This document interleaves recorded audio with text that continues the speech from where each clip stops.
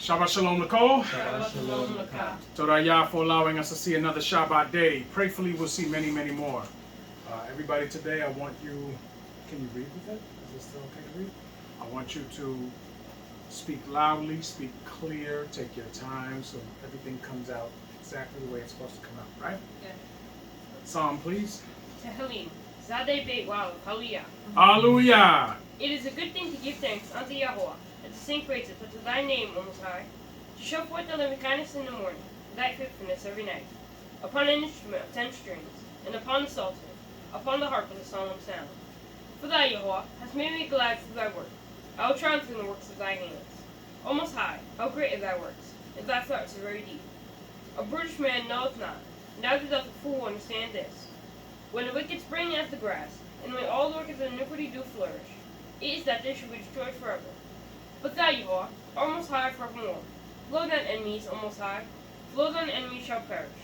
All the workers of iniquity shall be scattered.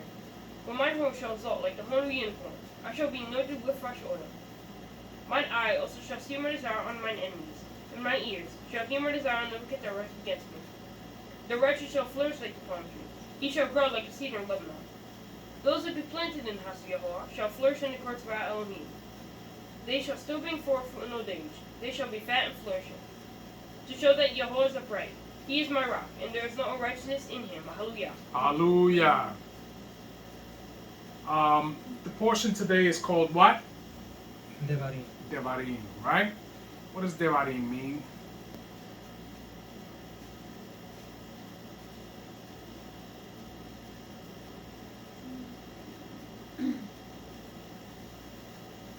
Well, the root word is what? Dabar. Dabar is word. So it's the words. Okay? Because remember what we discussed. The book of Debarim is an overview of all of the laws that were given in Wayikra. Yes? Yeah. And in some places it gives more of an explanation, but it is the preparing Bnei Yisrael from going from the wilderness into the land of Canaan. Yes? Yeah. Okay, because they need to understand what is going to be required. Yes? Right. Because a whole generation has died. Do we understand this? A whole generation has died. So now we got the elders, third generation, and the fourth generation going in, right? Yes. Because the second generation did not make it through. These were the adults when they got in there, right? Yes. They did not make it through. The ones that should have known better did not make it through. So now, their carcasses are left in the wilderness, yes? Yes. And now their children and their grandchildren and their elders are going into the land. So they have to be prepared. Do you understand? Okay. So who's reading the first chapter? I am. Okay. So let's go. Debarim, Aleph wa Aleph, Hallelujah. Hallelujah. Ele Hadbarim, Asher Diber, Moshe El Kal Yisrael, Be'eber, Hayardain, Ba'midbar, Ba'araba, Mo, Suf, Bain, Haran, Rubain, Tophel, Wilaban, Wakatserot, Widi, Zahab, Akkad, Asar, Yom, Mekorev, Derek, Had, Seir, Ad, Qadesh, Bar Ena, Bar Nea, Waihi, Be'ad Ba'im, Shana, Be'ashte, Asar, Kodesh, Be'ekad, La Kodesh, Giber, Moshe, El Bnei Yisrael, Kikol, Asher, Zitwa, Yahovah, Oto, Alehem. Hallelujah. Hallelujah. These be the words which Moshe spake unto all Yisrael on this side of Yarden in the wilderness, in the plain over against the Reed Sea, between Paran and Tophel, and Laban, and Katserot, and these Ahab. So what is he reading? What does he say? What is he reading to them? What is he reading? Come on. What he wrote through The laws, right? Because it tells you in here that when Moshe got the Torah, he did what? You don't know. That's where we going with it?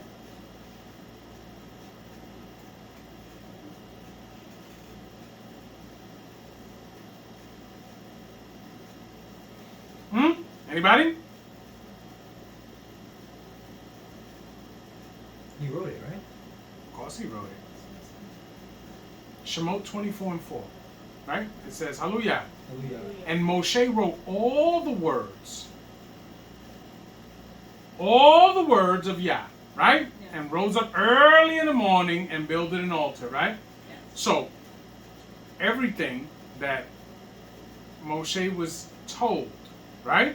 And then in Bamidbar 33:2, right, it says, and Moshe wrote their goings out according to their journeys by the commandment of Yah.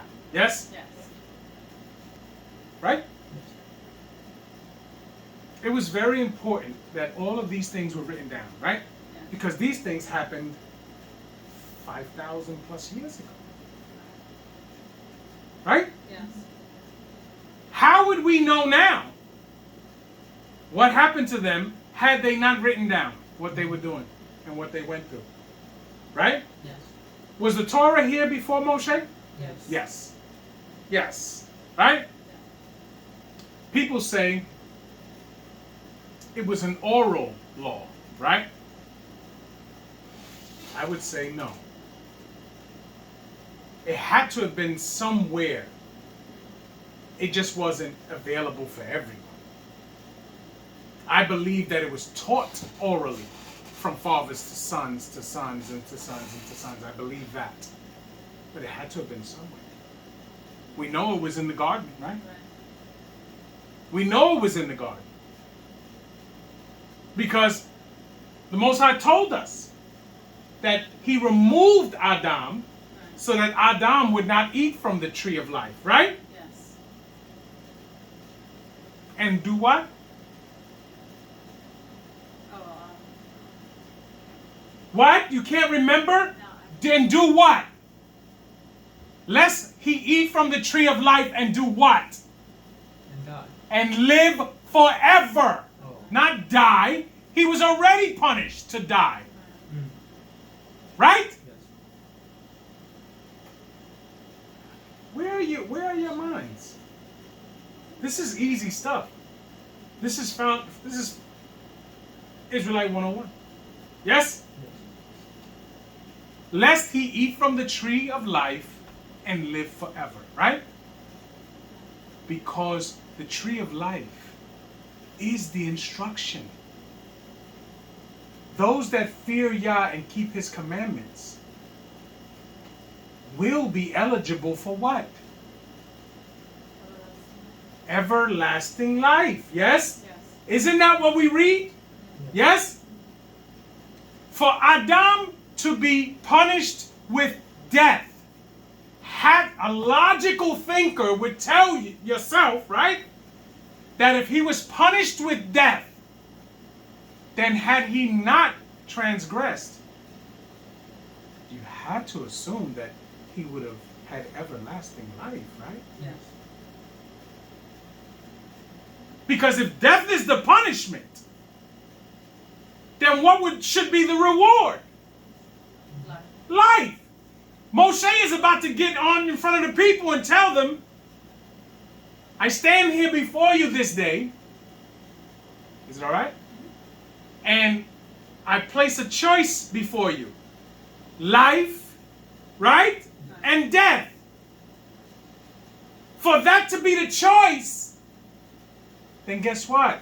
He had to have known that to do right according to Torah and to be pleasing to Yah meant life.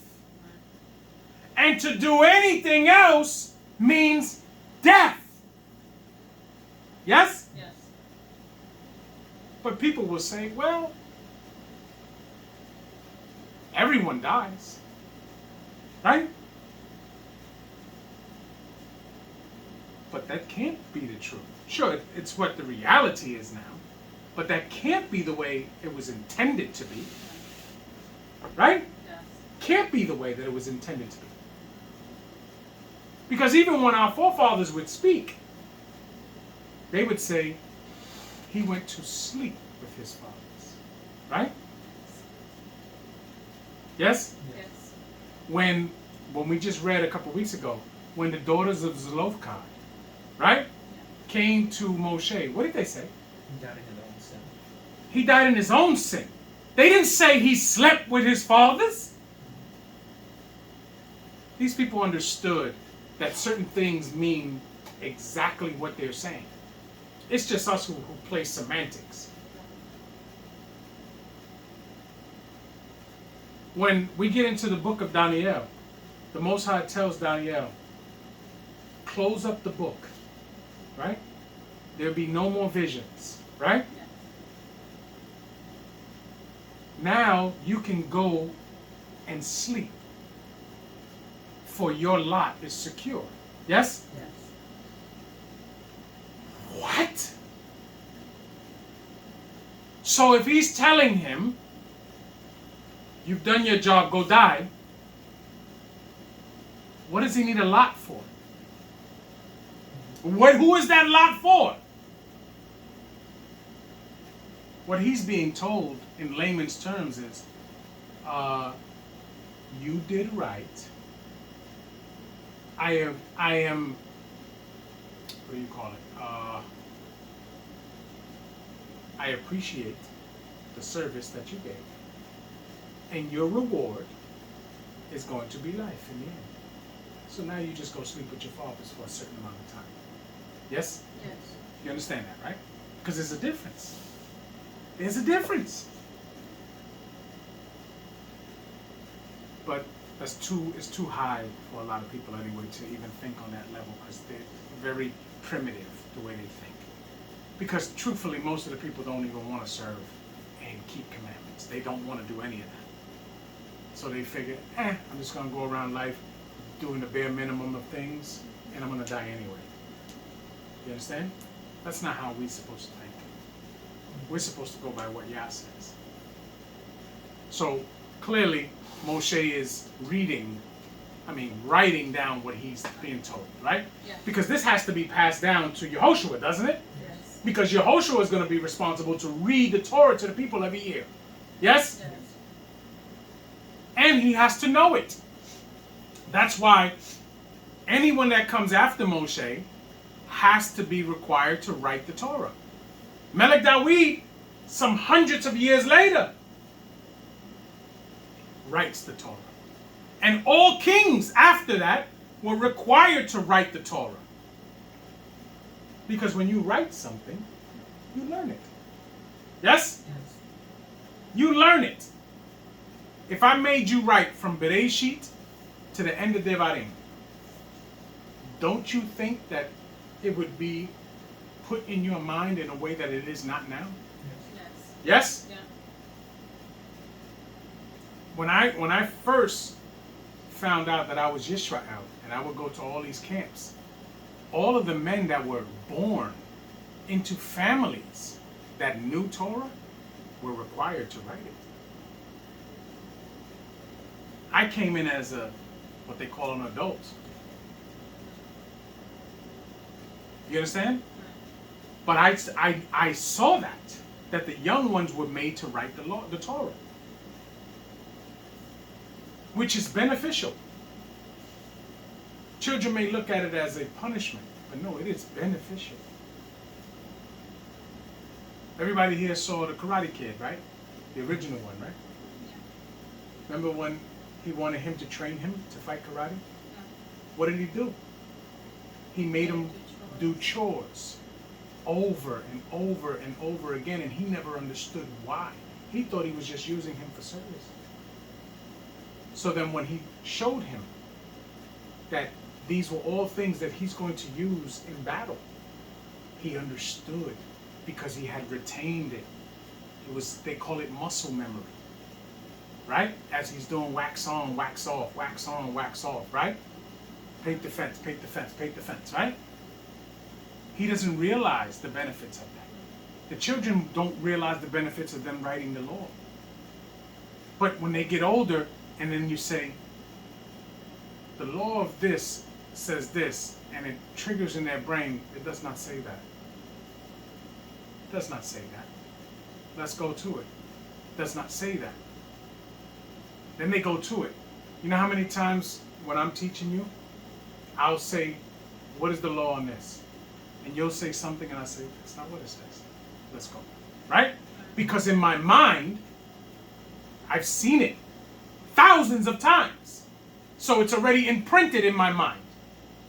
I may not know word for word, but I know wait, that doesn't say that. Let's go to it. Let's make sure. And more times than not, it didn't say that. So now everyone is educated after going back to it. But we have to get to that point where when I ask you something, it should be quick. You should know what I'm talking about. At least have an inclination of what I'm speaking of. Yes? Yes. Because I just see nods. Like, I'm looking through your eyes and I can feel you saying, I wish this old man would just move forward. But I'm not going to move forward. Because you need to understand this. Make sure he has to come in here too. Tom sheet. I'm on 2.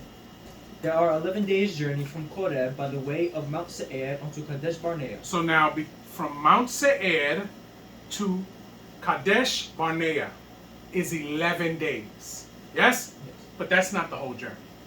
That's just one part of the journey. It's 11 days. So it's actually not from Mitzrayim to Canaan is 11 days. But from Mount Seir to Kadesh Barnea is 11-day journey. Yes? Yes. Okay. Some shit. And it came to pass in the 40th year, in the 11th month, on the first day of the month, that Moshe spake unto Bnei Israel, according unto all Yah had given him in commandment unto them. So now, what year are they in? The 40th. The 40th, right? Because we come to understand that from when they leave Mitzrayim and they go into the wilderness, first couple of years is written in Shemot and in Vayikra, yes?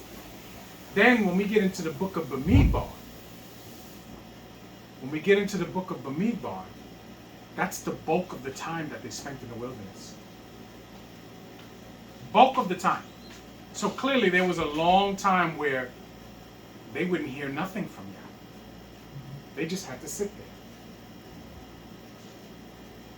So children are being born, all of these things, people are dying, yes? 38 years, roughly, in the book of Bamidbar. Then we get to Debarim, and it's already the 40th year. So this is probably a 3-week to a month process in Debarim. He's reading the Torah to them. He's giving their final instructions because he has to go on to Mount Nebo and finish, right? He has to go to sleep. Yes? He can't go in with them. At this time, he's what? 120, right? But he's not in our minds of visually of them seeing him. He's not a man who's ready to go sleep with his fathers. He's not weak. He's not, his eyes, as it say, his eyes are not dim. He's not ready to go. This man is strong. He could keep going. But he cannot. He cannot. Why? Because he didn't sanctify Yah before the people, which is what he was commanded to do. And once you don't do what you're commanded to do, you can't cry about your punishment because you made that choice. It's a lot of people that know they're doing wrong. And when they get punished for doing wrong, if they survive it, they always cry about it and be sad about it. You can't be sad. You chose that. You chose it. Tamshi. 4. After he had slain Sikon, the king of the Amori, which dwelt in Keshbon, and Og, the king of Bashan, which dwelt in Astarot and Edrei. On this side Yarden, in the land of Moab, began Moshe to declare this law, saying, Yah our Elohim spake unto us in Koreb, saying, Ye have dwelt long enough in this mount. Turn you, and take your journey, and go to the mount of the Amori, and unto all the places nigh thereunto, in the plain, in the hills, and in the vale, and in the south, and by the seaside, to the land of the Kenai, and unto Lebanon, unto the great river, the river Euphrates. Behold, I have set the land before you. Go in and possess the land which Yah sware unto your fathers, Abraham, Yitzchak, and Yaakov, to give unto them and to their seed after them. You know, there is a train of thought by some Israelites who believe that all of these places that are being named here, are you listening to me? Okay, pay attention to me. I want you to pay attention to me. Right? All of the places that are being named in the journeys didn't take place in the Middle East like we think. They believe that all of these places are actually in the Americas, where we are now, and that Yisrael has always been here, that this is actually what they call captivity, this is Egypt. Egypt is not where they believe it is. They believe that the Nile River, which what they call the Nile in this place, is actually not the Nile River in Egypt or the land of Egypt. They say that the Nile River is the Mississippi River in this country, because the Mississippi River goes all the way from the United States, if I'm not mistaken, down into the Gulf of Mexico, and then it leads off into other places, right? So there is a teaching like that, right? That the natives, which we all know that the so-called natives in the Americas are the 10 tribes, right? We know that. But they believe that it's all the tribes. They believe that the Atlantic slave trade never happened. That Yisrael, the southern kingdom did not come through the Atlantic slave trade. Because there are people that have generations upon generations that live down south that they say that there is no evidence of slave ships. There's no evidence. Now, it doesn't change. These are arguments that are, to me, actually fruitless, which mean nothing, okay? Because at the end of the day, it doesn't change the commandments, okay? But I'm telling you that this is a big thing. I talk to Israelites all the time that truly believe that. Truly believe that. Tamshi. 9. And I spake unto you at that time, saying, I am not able to bear you myself alone. Yah your Elohim hath multiplied you, and behold, ye are this day as the stars of Shemaim for multitude. Yah Elohim of your fathers make you 1,000 times so many as more as ye are, and bless you as he hath promised you. How can I myself alone bear your cumbrance, and your burden, and your strife? So now, Moshe is speaking to Bnei Yisrael. Yes? Yes. But remember, the people that he was speaking to before, they are dead. These are their children and their children's children. Yes? And he's telling them, he's pretty much going to show the fact that he's frustrated about the fact that he can't go in with them. Yes? Yes. Tamshi. Take you wise men, and understanding, and known among your tribes, and I will make them rulers over you. And ye answered me and said, The thing which thou hast spoken is good for us to do. So I took the chief of your tribes, wise men, and known, and made them heads over you, captains over thousands, and captains over hundreds, and captains over 50s, and captains over 10s, and officers among your tribes. And I charged your judges at that time, saying, Hear the causes between your brethren, and judge righteously between every man and his brother, and the stranger that is with him. Ye shall not respect persons in judgment, but ye shall hear the small as well as the great. Ye shall not be afraid of the face of man, for the judgment is Elohim's. Right. And the cause that is too hard for you, bring it unto me, and I will hear it. See? He's giving them a history lesson, of what took place throughout those 40 years in the wilderness. Because some may have been too young to really understand what happened. All they saw is their fathers and mothers die in the wilderness. So he's giving them a history lesson. Tamshi. And I commanded you at that time all the things which ye should do. And when we departed from Koreb, we went through all the great and terrible wilderness, which we saw by the way of the mountain of the Amori, as Yah our Elohim commanded us. And we came to Kadesh Barnea. And I said unto you, Ye are come unto the mountain of the Amori, which Yah our Elohim doth give unto us. Behold, Yah thy Elohim hath set the land before thee. Go up and possess it, as Yah Elohim of thy fathers hath said unto thee. Fear not, neither be discouraged. And ye came near unto me, every one of you, and said, We will send men before us, and they shall search us out the land, and bring us word again by what way we must go up, and into what cities we shall come. And the saying pleased me well, and I took 12 men of you, one of a tribe. And they turned and went up into the mountain, and came unto the valley of Eshcol, and searched it out. Stop. Caleb, these 12 men that he called up to go do what? What did they end up doing?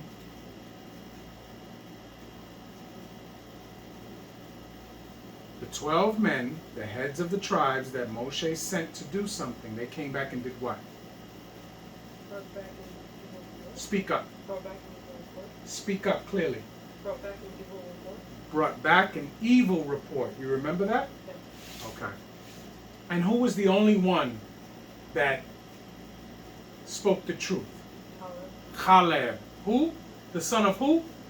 Yefune. But he was actually the biological son of who?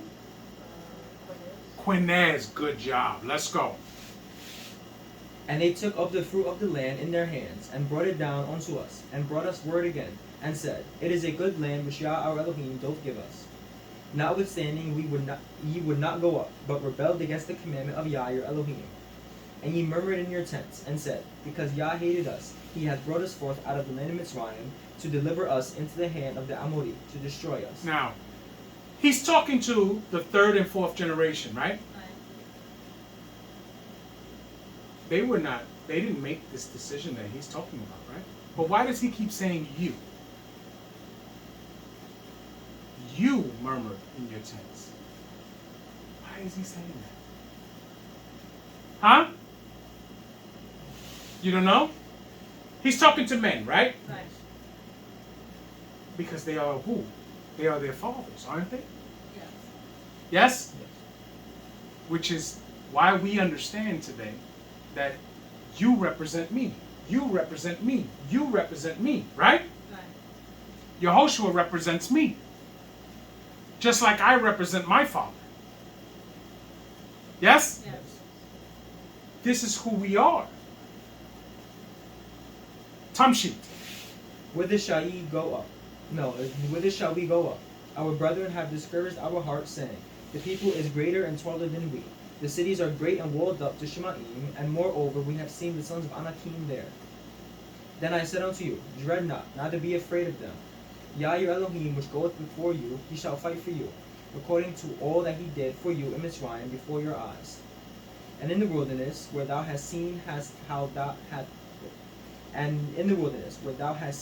that Yah thy Elohim bare thee, as a man doth bear his son, in all the way that ye went, until ye came into this place. Yet in this thing ye did not believe Yah your Elohim, who went in the way before you, to search you out a place to pitch your tents in, and fire by night, to show you by what way ye should go, and in a cloud by day. And Yah heard the voice of your words, and was wroth, and sware, saying, Surely there shall not one of these men of this evil generation see that good land, which I swear to give unto their fathers.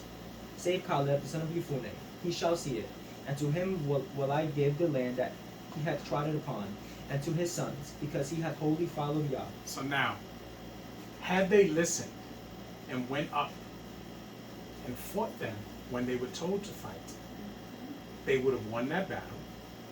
They would have gotten in the land at that time, and they would have been able to live to a nice, ripe old age before they go to sleep with their fathers.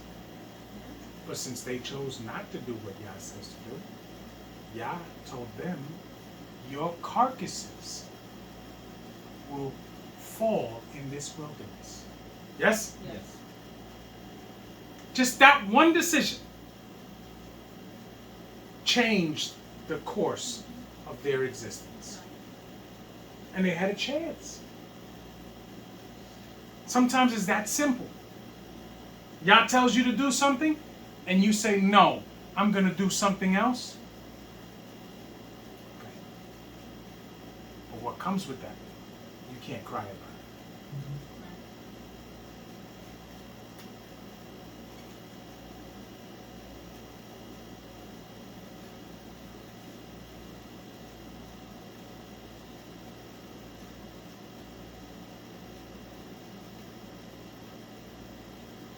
And that happened, that decree was brought down in Bamidbar somewhere, right?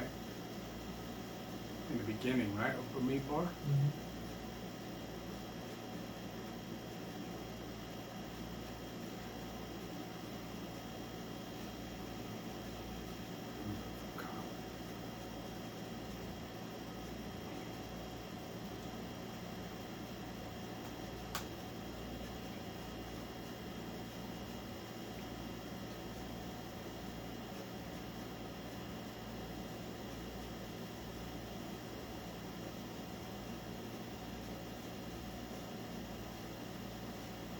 It happened in Bamidbar 26. So roughly, let's estimate that that's maybe they've been in the wilderness 10 years. 10 years in. And this is the decision they thought was the right decision. And it ends up costing them their lives and even seeing the land, going into the land.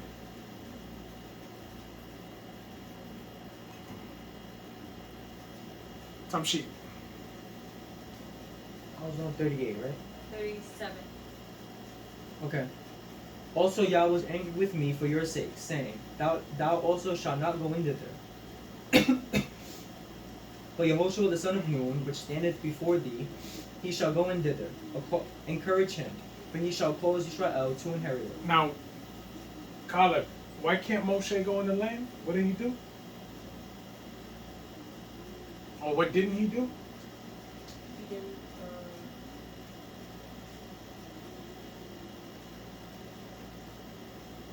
Shh. He didn't what? Okay. Don't waste time. Don't stand there looking into different realms. What didn't he do, Eliana? He didn't sanctify the name of Yah at the rock. Right, before the people, right? When the Most High told him to speak to the rock. Right? Do you remember what he said? No? Do you remember what he said? Not by heart, but it was something about Not verbatim is the not word. verbatim. There you go. Do you remember what he said? What he said? Hear now, ye rebels, may I fetch thee water. No. Shall we? Shall we fetch thee Shall we fetch thee water from this rock? Right? Hear now, all ye rebels. Shall we fetch ye water from this rock? And then what he did? He struck the rock twice. Yes? Yes.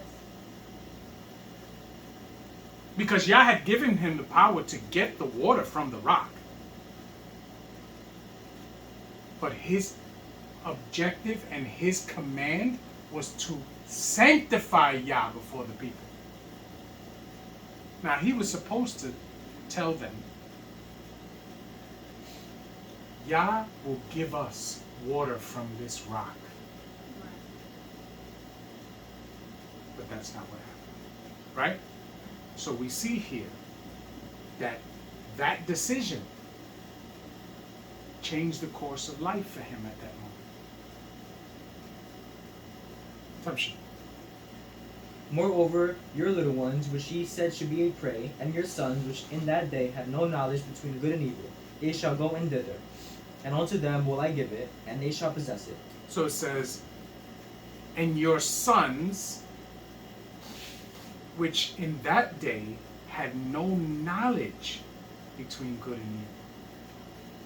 Right? What does that mean? That's very important. Because remember, this all goes back to the tree of the knowledge of good and evil. Yes? So, what is he saying here? Your children did not have the knowledge between good and evil. What does that mean? They weren't teaching the Torah. No. No. Clearly they understood that they were living and being taught Torah. But Torah is not the tree of good and evil. Right? Yes. So what is he saying? This is very important, because once you get this, then you can build on it.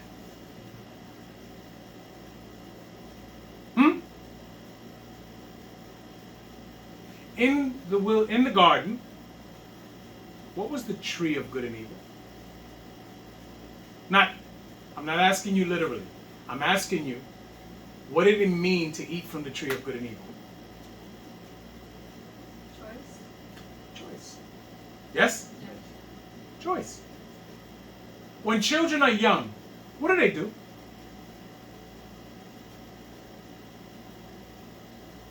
What do children do? They cry. Touch everything. What do children do? Oh, they lie. They do what their parents do. They mimic what their parents do. Do they not? Yes. He gets up in the morning, right? Shabbat morning. I make you all get ready for the portion. Yes? We do this. You don't even have to think about this. You're not at a point in your life where you're in your own home and you can make the decision if you're going to do it or not. Right? Nice. Y'all do what you're told, right? When it comes to this. Because you're under my control. So when Moshe tells him, your children did not know. They didn't have the knowledge of good and evil. They only knew what you told them. So do you understand? Yes. When Kawa ate from the tree of good and evil, what happened was, she, before that, only knew what Adam told her to do. That's all she knew. He tells me to do this, I do it. After she ate from the tree of the knowledge of good and evil, now she no longer does what he tells her to do. She makes a decision in her own mind if she's going to do it or not. Do you see the difference there? In this family alone, you, and you have not eaten of the tree of the knowledge of good and evil. Your mother has. I have. Your older brother has. But you four have not. So it is my job to instill in you a foundation, a solid foundation of Torah, so that when you get to the age where you have to eat of the tree of knowledge of good and evil, you have a strong enough foundation that your discernment will keep you Torah-based. Do you understand? Yes. Tamshi. I'm on 40. But as for you, turn you, and take your journey into the wilderness by the way of the reed sea. Then ye answered and said unto me, we have sinned against Yah. We will go up and fight according to all that Yah our Elohim commanded us. And when ye had girded on every man his weapons of war, ye were ready to go up into the hill. And, getting back to that, it also tells us that Adam also knew, he had the knowledge of the tree of good and evil. Yes? It tells us that he had that because Adam had to be able to discern. But Adam, the reason why he was elevated to a position that he was elevated to is because the Most High saw in him that he would choose Yah. Yes? Yes. Just like every man after him. Noach showed Yah that he would choose Yah over everything, which made it so that he could be elevated. And after him, Shem. Yes? Yes. After Shem, Abraham. Yes? And so on and so forth. These men showed that though they understood that there is a choice, they chose Yah. Yes? Yes. We understand this. Moshe also. We understand this. Yes? Yes. Tamshi. And Yah said unto me, Say unto them, Go not up, neither fight, for I am not among you, lest ye be smitten before your enemies. So I spake unto you, and ye would not hear, but rebelled against the commandment of Yah, and went presumptuously up into the hill. And the Amori which dwelt in that mountain came out against you, and chased you as bees do, and destroyed you in Seir, even unto Korma. And ye returned and wept before Yah, but Yah would not hearken to your voice, nor give ear unto you. So ye abode in Kadesh many days, according unto the days that ye abode there. Hallelujah. Hallelujah. So they spent many, many years in Kadesh. Yes? Yes. Because it says days, but we clearly know that they spent years in Kadesh. Who's reading 2? Alright. All right, let's go. Debarim Beit Wa'aleph. Hallelujah. Hallelujah. One a pen, Speak up. one Isa, Hamid, Bara, Debek, Yam, Suf, Ka, Asher, Diber, Yahuwah, Elah, Wa, Nasab, Et, Par, Seir, Yamim, Rabim. Wayomer Yahuwah Elah Lemor.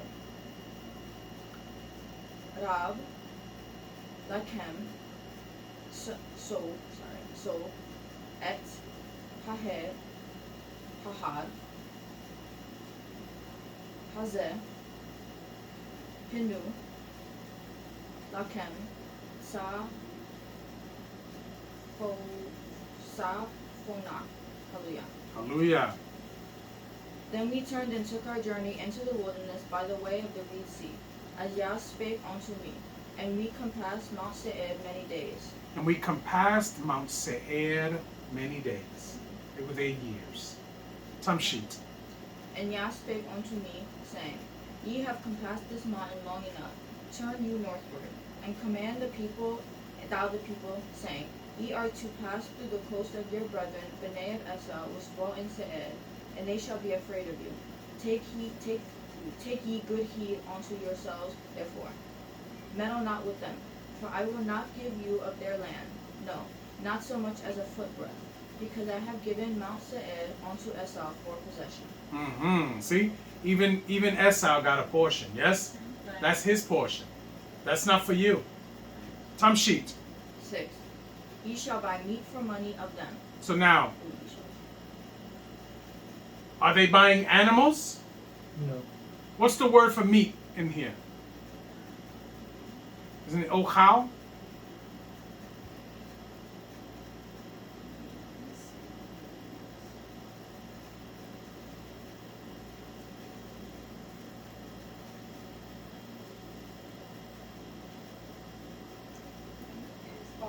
Ochel, right? Yeah.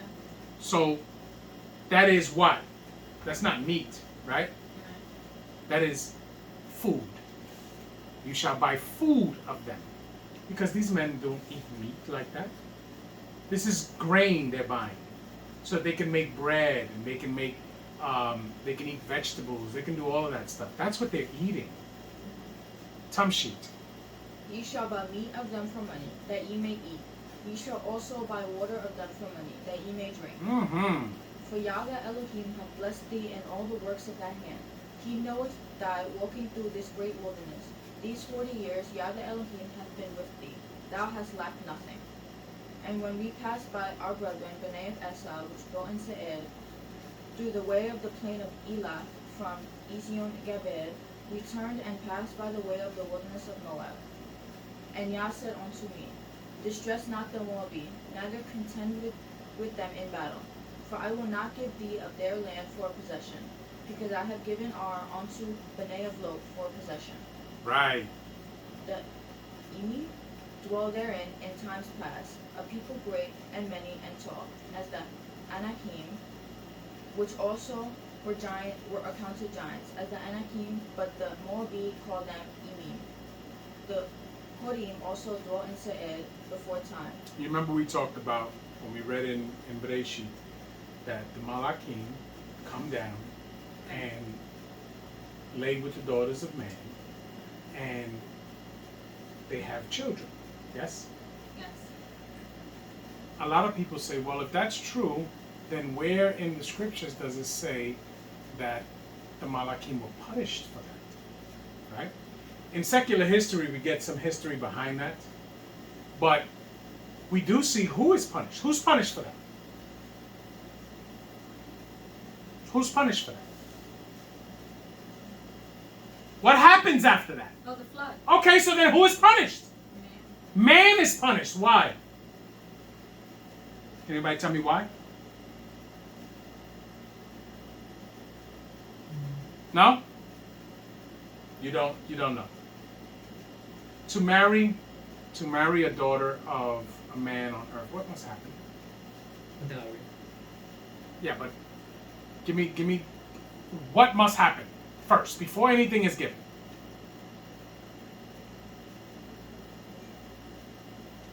Because we're not thinking that the Malakim came down here and took the daughters of men by force, right? We're not saying that, right? No. Okay, because that's not what the scripture tells us. So what was happening? No, what was happening?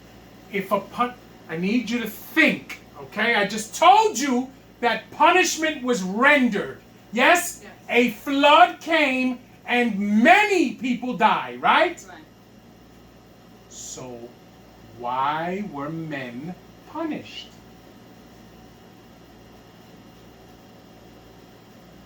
So the Most High is an unjust Elohim? Are we saying that? No, right? We're not saying that, right? So why would man be punished in that situation?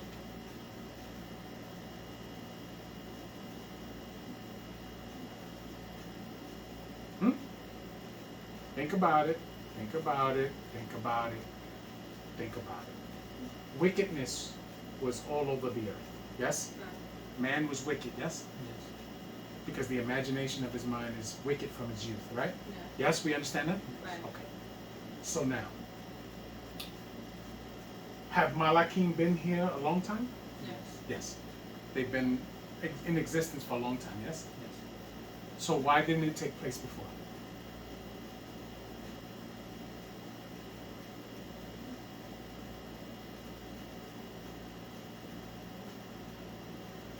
When it says that man was wicked, yes? What does it mean?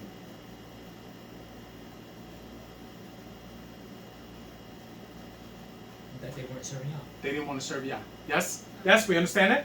We clearly understand that, right? Yes. And they get punished for the situation, right? Yes. So you have to understand logically that the men of that time were offering their daughters to these Malakim for a purpose. Can anybody tell me what the purpose is? For lack of a better term, to bring forth demigods. Yes? Yes. We see that all the time. Movies about it all the time. When we read about it in the scriptures, they say giants, right? Yes. Men of renown, yes? These men were offering their daughters to bring forth what we can, in modern day times, consider demigods, right? To do what? To battle against who? The sons of Elohim. Yes? Yes. Because who are the sons of Elohim? The The Malakim, yes? Yeah. So do you understand that we're getting information that we must decipher? Because that chapter is very vague. They do this, and then the flood comes, right? But there has to be a reason for that. And what do these men do throughout the scripture? They are against who? Yeah. But literally against who? Who do they battle with? Throughout the times we're reading.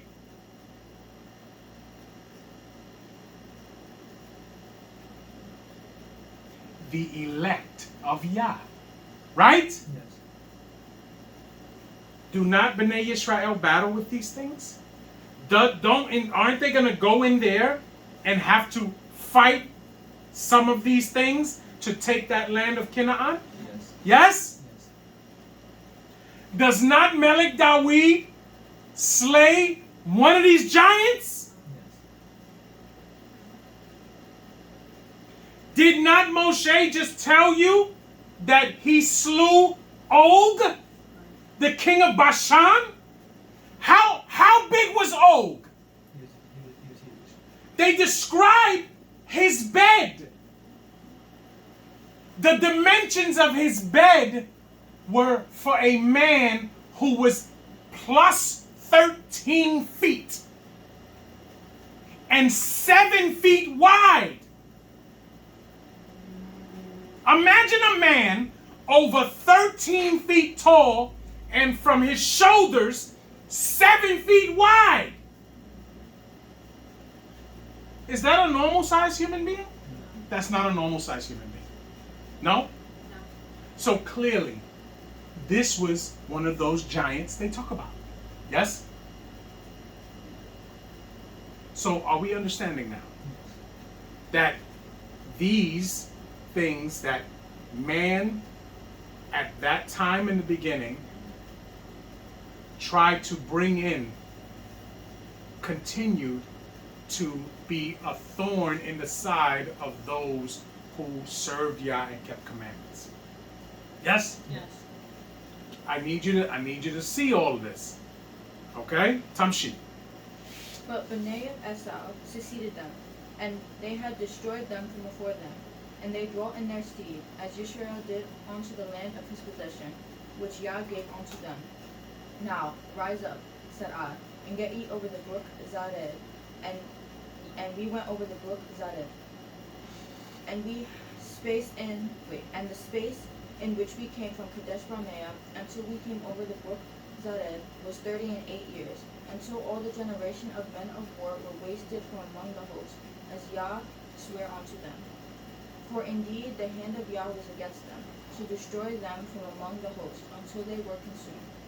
So it came to pass, when all the men of war were consumed and dead from among the people, that Yah spake unto me, saying, Thou art to pass over the coast of Moab this day. And when thou camest nigh over against Bnei Ammon, distress them not, nor meddle with them. For I will not give thee of the land of Bnei Ammon any possession, because I have given it unto Bnei of Lot for a possession. That also was accounted a land of giants. Giants dwell therein in old time, and the Amorite called them Zamzumi, a people great, and many, and tall, as the Anakim, but Yah destroyed them before them, and they succeeded them, and dwelt in their stead. And he did to Bnei, as he did to Bnei Esau was dwelt in Seir, when he destroyed the Kodim from before them, and they succeeded them, and dwelt in their stead even unto this day. And the Adim which dwelt in, how do you say that? Kazarim, even unto Azar, the Caphtorim, which came out from Caphtor, destroyed them, and dwelt in their stead. Rise ye up, take your journey, and pass over the river Arnon. Behold, I have given into thine hand Sihon the Amorite, king of Heshbon, and his land. Begin to possess it, and contend with him in battle. This day will I begin to put the dread of thee and fear of thee upon the nations that are under the whole Shemaim, and who shall report of thee, and shall tremble, and shall be in anguish because of thee. And I have sent messengers out of the wilderness of Kedemot unto Sihon king of Heshbon with words of peace, saying, Let me pass through thy land. I will go along by the highway. I will neither turn unto the right hand nor to the left. Thou shalt sell me meat for money, that I may eat, and give me water for money, that I may drink. Only I will pass through on my feet. What verse are you on? 29. As Bnei Esau was brought into Ed, and the Moabi was brought in Ar, did unto me, until I shall pass over Yarden into the land which Yahweh Elohim giveth us. But You know, it says that Og's bed was made of iron, right? Iron. And it was 13.5 feet in length. It was made of iron, and it was 13.5 feet in length, right? For a bed to need to be made of iron, that man must have weighed 1,000+ pounds. That's how big that dude was. And it clearly tells you he's a remnant of one of those giants. It's a different dude. His bloodline was different. His bloodline was that tainted bloodline. Tamshi. 30. But Sikon, king of Heshbon, would not let us pass by him. For Yahweh Elohim hardened his spirit, and made his heart obstinate, that he might deliver him into thine hand, as appeareth this day. And Yah said unto me, Behold, I have begun to give Sikon and his land before thee, to begin to possess it, that thou mayest inherit his land. Then Sikon came out against us, he and all his people, to fight at Yakaz. And Yah Elohim delivered him before us, and we smote him, and his sons, and all his people. And we took all his cities at that time, and utterly destroyed the men, and the women, and the little ones, of every city. We left none to remain. Only the cattle we took for a prey unto ourselves, and the spoil of the cities which we took. From, how you say that? Aria. Aria? From Aria, which by the brink of the river of Arnon, from the city that is by the river, even unto Gilead, there is not one city too strong for us. Or Ar-or. Or Ar-or. Ar-or. There was not one city too strong for us. Yah Elohim delivered all unto us. Hallelujah. Only unto the land of Bnei Ammon thou camest not, nor unto any place of the river Yabok, nor unto the cities in the mountains, nor unto whatsoever Yah Elohim forbade us. Hallelujah. Hallelujah, because the city of Ammon belongs to Lot. Yes? Yes. And his people. Right. You know, his descendants. Remember, Yah never forgot Lot either. He never forgot Lot. And we see that throughout the history of Bnei Israel, the children of Lot are very, very present in that situation. We see all the way up to Melech Dawid. Melech Dawid is received into the land of Moab because they see him as their family. Because remember, his great-grandmother was a Moabite. Yes? Yes. You remember what her name was? Not you. Any of you? Ruth. Yes? Yes. That was his great-grandmother. She married Boaz. Yes? Yes. You reading 3? Yes. Some sheep. Speak loudly and clearly, please.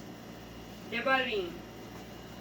Gimel wa Aleph. Hallelujah. Hallelujah. One pen. One not all. Derek. Is it Derek. Derek? Mm-hmm. Habashan.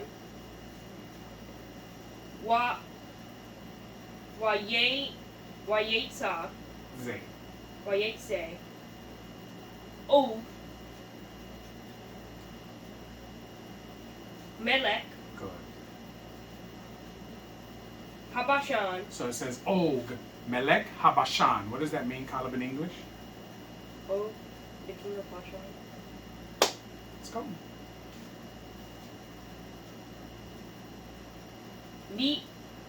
Likra Tenu. Likra Tenu. Good.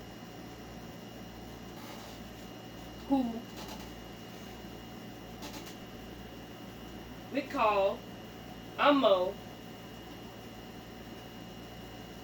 Lamil, Kama, Ed,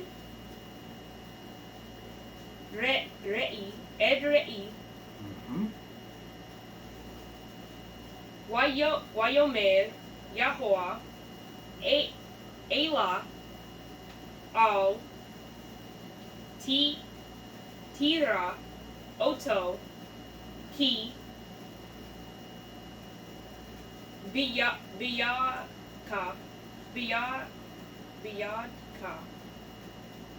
Am I saying that? Mm-hmm. Biyadka. Natati, Oto, Wi'et, Kal, Amo,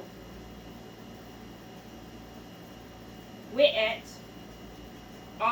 Arsi, two, No. Also,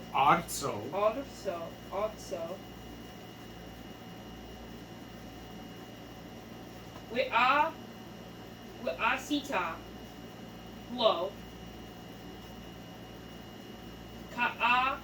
Ka'asher, Asita,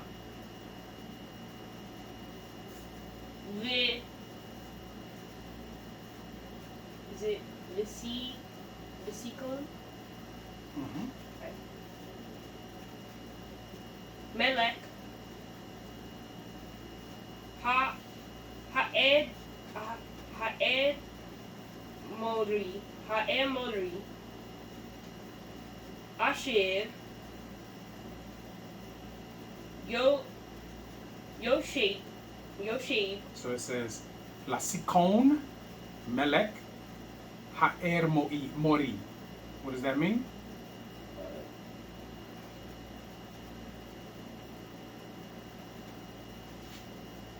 Sichon, the king of Amori. the Amori. Right. Let's go. What was it? You were studying 3?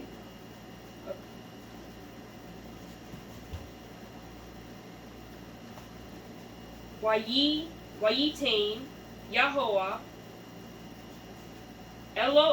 Eloheinu,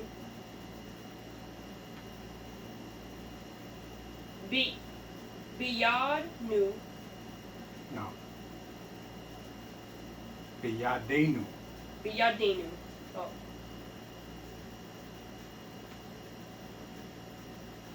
Gam, Et, O, Melech, Habashan, Wa'et, Kal, Ado,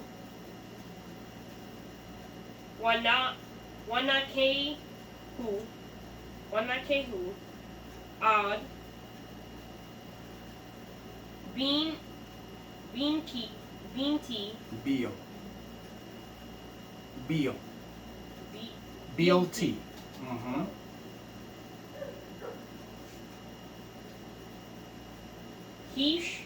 Hishir, Lo,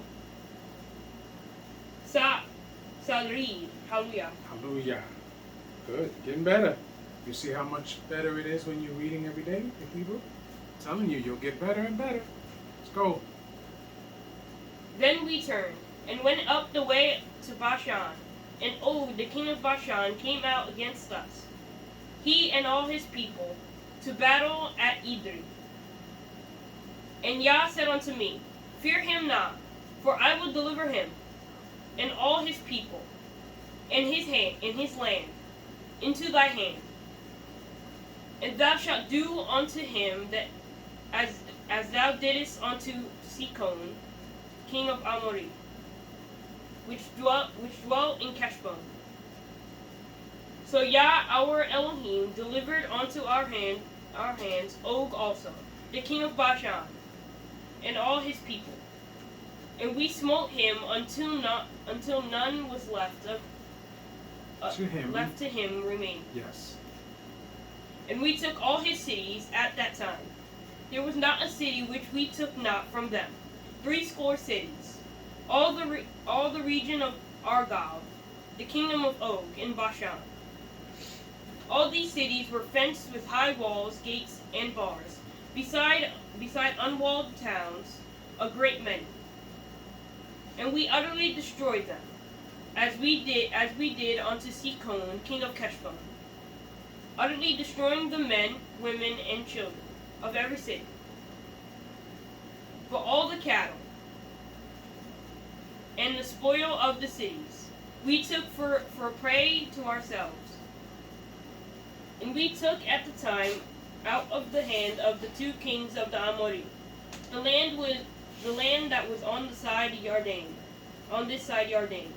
from the river of Arnon unto Mount Kermon, which Kermon, the Sidonians, called Sidon, is that Syrian, and the Amori call it Shinir. Kenir. All the cities of the plain, and all Gilead, and all Bashan, unto Salka,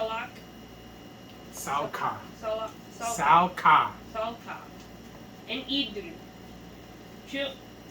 cities of the kingdom of Og in Bashan. For only Og, king of Bashan, remained of the remnant of giants. Behold, What was it? He was a remnant a remnant of giants. of giants, yes? So he Yes. was part of that bloodline. Tamshit. Behold, his bedstead was a bedstead of iron. Is it not in Rabbath of Bnei Ammon? Ammon. 9 cubits was the length thereof, and 4 cubits the breadth thereof. So now 9 cubics roughly explains 13 and a half feet. Okay? 13 and a half feet. So 4 cubics across had to have been 7 feet. Yes? Tamshit. After the cubit of a man. And this land, which we possessed at that time, from our, how do you say it? Our Or, which is by the river Arnon, the half Mount Gilead, and the cities thereof, gave I unto the Reubeni. into And the Gadi. And the rest of Did you Gilead, practice this in English too? Yeah. Okay, you gotta get smoother. Come on. and all Bashan, being the kingdom of Og, gave I unto the half tribe of Manasseh, all the region of Argob, with all Bashan, which is called the land of giants. Which is called the land of giants. Tamshit. Jair, Yair. the son of Manasseh, took all the country of Argob onto the coast of Geshuru and Makati, and called them after his own name, Bashan Kavot Yair. Okay. What does that mean? Bashan Kavot Yair. What does that mean? Anybody?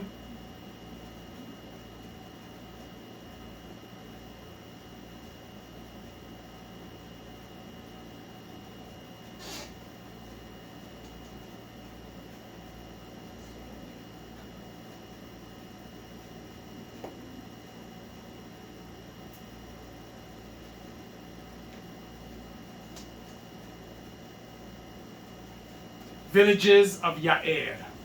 Okay? Some sheep. What was 15.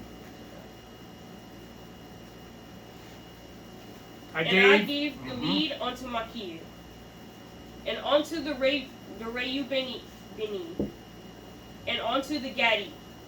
I gave him Gilead, I gave from. Gilead, even unto the river Arnon, half the valley, and the border even unto the river Jabbok.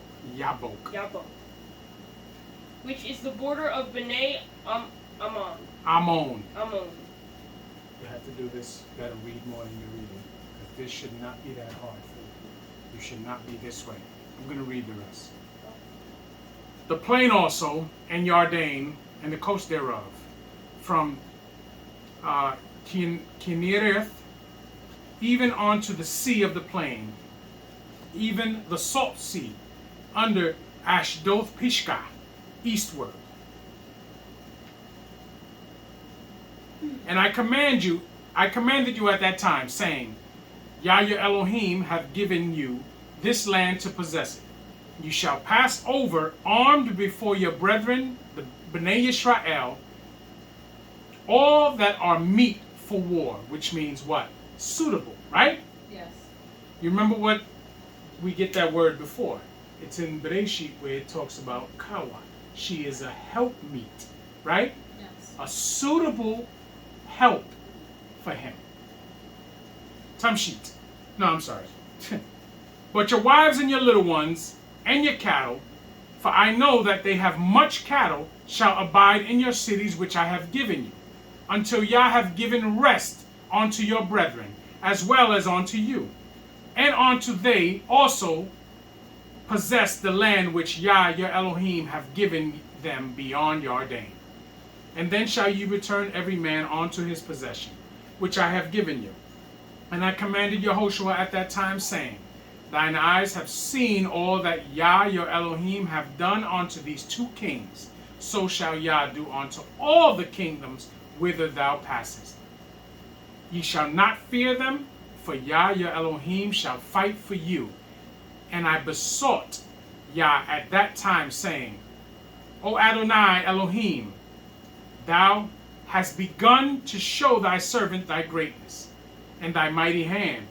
For what Elohim is there in Shemaim or in Eretz that can do according to thy works and according to thy might?